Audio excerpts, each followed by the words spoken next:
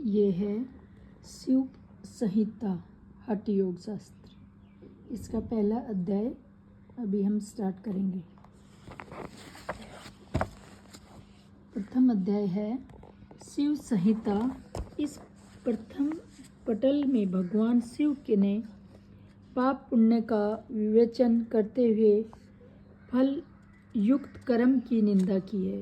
कर्म का आसक्ति से मुक्त होकर मुक्ति मार्ग पर अग्रसर होने का पथ इस अंग में दिया गया है।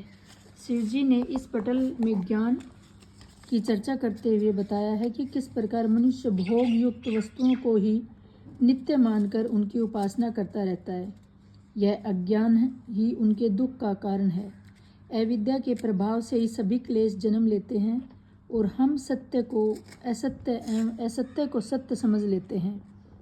यहाँ भगवान ज्ञान के स्वरूप को स्पष्ट करते हैं। विषय भोग की सभी वस्तुएं नाश्वर है, केवल परमात्मा ही चैतन्य स्वरूप है। आकाश, वायु, अग्नि, जल, पृथ्वी पंचभूतों की विस्तृत चर्चा इसमें की गई है। मानव जीवन की परम लक्ष्य मुक्ति का इस रहस्य इस पटल में दिया गया है। मुक्ति प्राप्ति हेतु संसार को अनित्य जानकर योग की पालना करके जीव आत्मा परमात्मा की अभिन्नता का वर्णन इस पटल में किया गया है। शिव सबसे भयानक और हिंसक है, वह सबसे करुणामय भी है, वह अत्यंत मोहक है, साथ में वह तांडव रूप धारी भी है। शिव का तांडव नृत्य सृष्टि का संहार करने में समर्थ है, साथ ही वह अचलेश्वर भी पूर्णतः शांत है। शिव एक योगी है जिन्हें कोई एक नाम नहीं दिया जा सकता।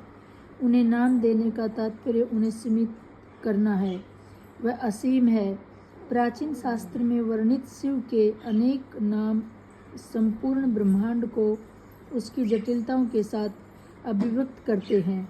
योगी शिव अस्तित्व के अथाह रहस्यों की एक स्पष्ट और सुघड़ अभिव्यक्ति है।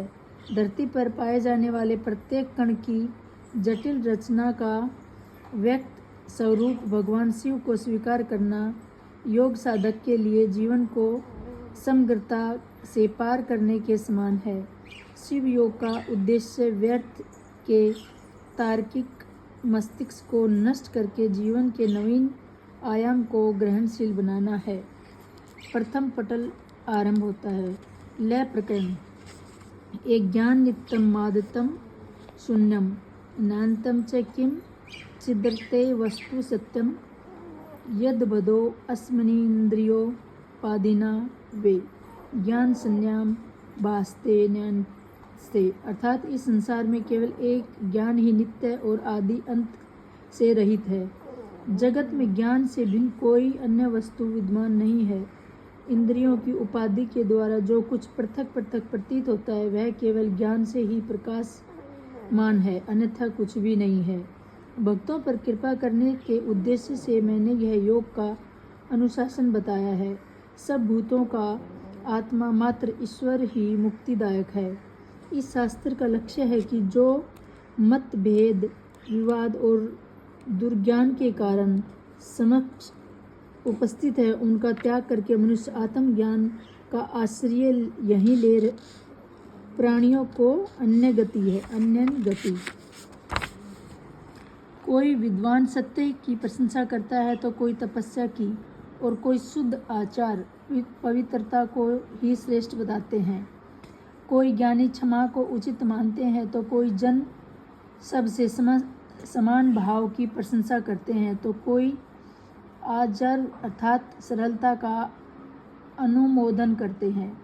कोई सज्जन दान की ही प्रशंसा किया करते हैं, कोई पितृकर्म तर्पण आदि की महत्ता स्वीकार करते हैं तो कोई कर्म अर्थात सगुण उपासना को ही मान्यता देते हैं। कुछ लोग के मत से वैराग्य ही श्रेष्ठ है। कोई विद्वान पुरुष गृहस्थ धर्म को प्रशंसनीय कहते हैं तो कोई परम ज्ञानी अग्निहोत्र आदि कर्मों को ही श्रेष्ठ मानते हैं।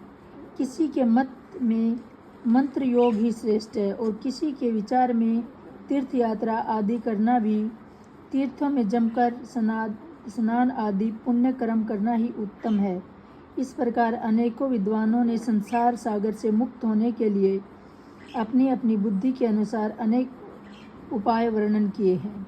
इस प्रकार विश्व में कृत्य और अकृत्य अर्थात विधि निषेध कर्मों के ज्ञात पुरुष पाप कर्मों से विमुक्त होकर भी भाव मोह में ही पड़े रहते हैं तथा पाप पुण्य के अनुष्ठान स्वरूप उपयुक्त भक्तों के आश्रय में ही रहते हैं। पाप पुण्य के मत स्वरूप अनुष्ठान को जन्म मरण के चक्र में बार बार भ्रमण करना होता है। इसका तात्पर्य यह है कि शुभ कर्मों के करने से चित्त की शुद्धि तो संभव है, परंतु मुक्ति मिल जाना संभव नहीं है। कुछ विद्वान गोपनीय शास्त्रों के अध्ययन से तत्पर रहना ही श्रेष्ठ बताते हैं, जबकि अन्य विद्वानों का कहना है कि आत्मा नित्य और स्वर्ग गमन करने में समर्थ है। कुछ प्रत्यक्षवादियों के मत में प्रत्यक्ष दिखाई देने वाले पदार्थ ही सत्य है, अन्य कुछ भी सत्य नहीं है। वे अपने दृढ़ चित्त से यदि यही कहते हैं कि स्वर्ग आदि लोक है कि कहाँ, अर्थात स्वर्ग आदि लोक कहीं है ही नहीं। कुछ विद्वानों का मत है कि जो कुछ है वह ज्ञान का प्रभाव ही है, अर्थात संसार की सब दृश्यमान वस्तुएं ज्ञान के अतिरिक्त कुछ नहीं है। किसी किसी का निश्चय है कि जो कुछ है वह शून्य ही है। इसी प्रकार कुछ लोगों के विचार में प्रकृति और पुरुष दोनों ही तत्व है। जो लोग परमार्थ के विरुद्ध है उनकी मति तो और भी भिन्न है। इस प्रकार अपनी अपनी मति के अनुसार मान्यता बनाए हुए लोग अपने कर्मों में लगे रहते हैं।